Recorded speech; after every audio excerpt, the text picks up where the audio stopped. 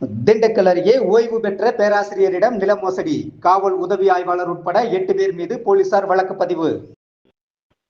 வியாழக்கிழமை பகல் 11 மணி அளவில் கிடைக்கப்பெற்ற தகவலின்படி, திண்டுக்கல் மாவட்டம் ரெட்டியபட்டி பகுதியைச் சேர்ந்த ஓய்வு பெற்ற மருத்துவ பேராசிரியர் மீனால், வயது 78.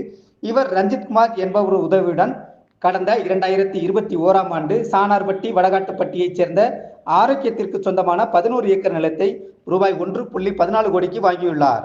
நிலத்தை பத்திரப்பதிவு செய்தபோது மீனாளின் பெயருக்கு ஒரு பகுதியையும், ரஞ்சித்குமார் மகன்கள் கிருஷ்ணகுமார், சரவணகுமார் பெயர்களுக்கு மற்றொரு பகுதியையும் பதிவு செய்தார்.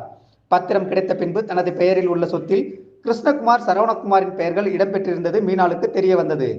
ரஞ்சித்குமாரிடம் கேட்டபோது ஓரிரு நாட்களில் மாற்றி எழுதி கொடுப்பதாக தெரிவித்துள்ளார். திருநெல்வேலி மற்றும் கோயம்புத்தூரைச் சேர்ந்த நபர்களுக்கு விற்பனை செய்துள்ளார்.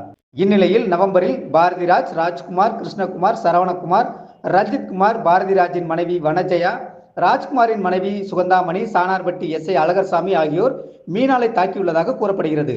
இது தொடர்பாக போலீசார் நடவடிக்கை இல்லாததால் நீதிமன்றத்தை நாடினார். நீதிமன்ற உத்தரவின்படி மாவட்ட குற்றப்பிரிவு போலீசார் வழக்கு பதிவு செய்து விசாரணை மேற்கொண்டு வருகின்றனர்.